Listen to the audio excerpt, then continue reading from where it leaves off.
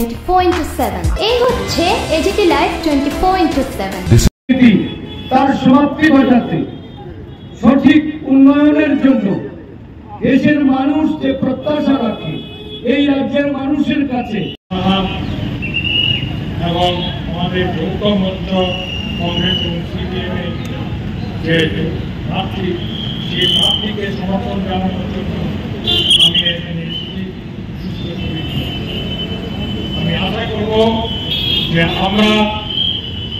সমস্ত মতভেদ ভুলে দেশকে বাঁচানোর জন্য এই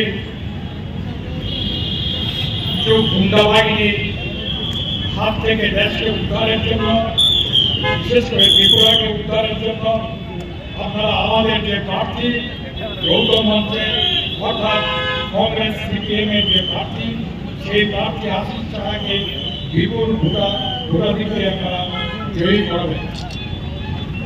এই বক্তব্যটা রেখে আমি আমার বক্তব্য শেষ করছি এবং বক্তব্য শেষ করার আগে আমি আবার আমার অতীতে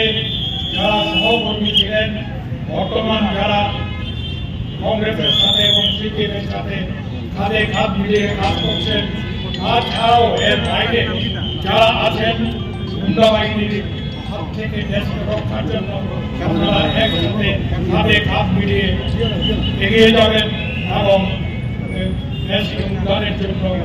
আমি আপনাদের সঙ্গে একই মঞ্চে দাঁড়িয়ে ভবিষ্যতেও যখন দরকার পড়বে ভানুবাবু যেখানে আছেন, আপনারা যেখানে আছেন, আমাকে যখন ডাকবেন আমি আপনাদের সঙ্গে কাজ করতে কাঁধে কাঁধ মিলিয়ে কাজ করতে হয়ে আজকের বক্তব্য আমি শেষ করছি। শেষ করার আগে আমি সবাইকে বলবো ভয় ভীতি ছেড়ে বেরিয়ে আসুন এবং এই নির্বাচনে আমাদের প্রার্থীকে জয়ী করার সুবর্ণ বিক্রমরাজ প্রার্থীদের জন্য ভোট না দিয়ে আমাদের প্রার্থীকে বিপুল ভোটাধিকারে জয়ী করবেন এই আশা রেখে আমাদের